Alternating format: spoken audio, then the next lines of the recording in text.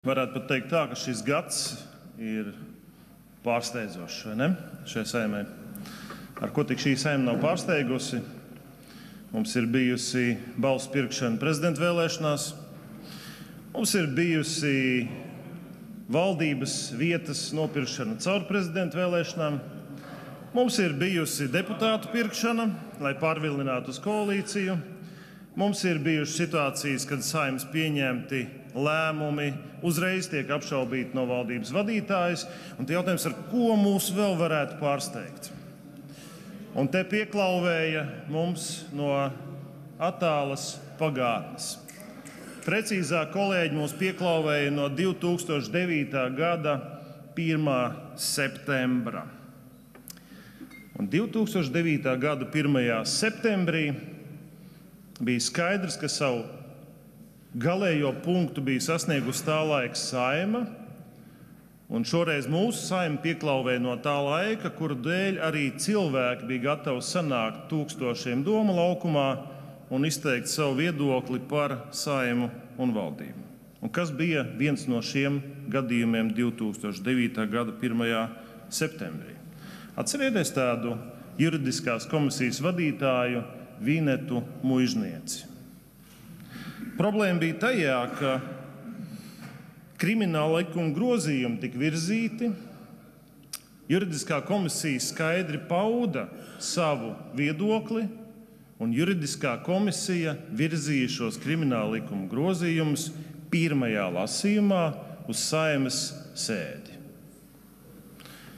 Tad bija nelielas manipulācijas ar to, kas noticis juridiskajā komisijā, vai precīzāk sakot, nebija noticis. Un šis attiecīgais likumprojekts grozījuma krimināla likumā 2009. gada septembrī uz Saeimas sēdi nenonāca. Es jums tūlīt savilkšu pilnīgu analoģiju. Lūdzu, nesarunāties. Tā bija retoriska piezīme. Arī prezidija nedrīkst sarunāties taisnība. Tātad mums ir analoģisks gadījums, kurš ir izteikts šajā dokumentā, ko parakstījusi šoreiz Tautsaimniecības komisijas priekšsēdētāja Skaidrīte Ābrama, kur bijis ir lēmums komisijā par likuma par Skultes sašķidrinātās dabasgāzes terminālu atzīšanu par spēku zaudējušu, tā virzībai uz Saeimas sēdi. Pie iesniegtajām izmaiņām, tāpēc, ņemot vērā šo komisijas lēmumu, šis jautājums atradās Saeimas sēdes darba kārtībā pie iesniegto izmaiņu sadaļas.